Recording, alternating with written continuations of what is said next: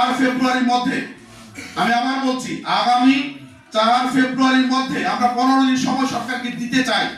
কারণ কমিশন আপনার রিপোর্ট জমা দিবে এবং এটা উপদেষ্টা পরিষদে উঠবে, প্রসেসিং এর একটু সময় লাগবে। এই জন্য আমরা সরকারকে একটা স্পেস দিতে চাই। আবার নির্বাচনও চলে এসেছে, সুতরাং এত লম্বা সময় দেওয়ার সুযোগ নেই।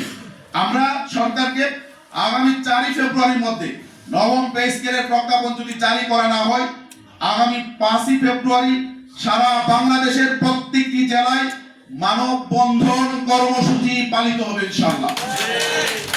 এবং জেলা প্রশাসকের মাধ্যমে মাননীয় প্রধান উপদেষ্টাকে স্মারকলিপি প্রদান করা হবে একই দিনে। মানববন্ধন শেষ করে সব জেলা প্রশাসকদের মাধ্যমে আমরা মাননীয় প্রধান উপদেষ্টাকে আমরা স্মারকলিপি দেব।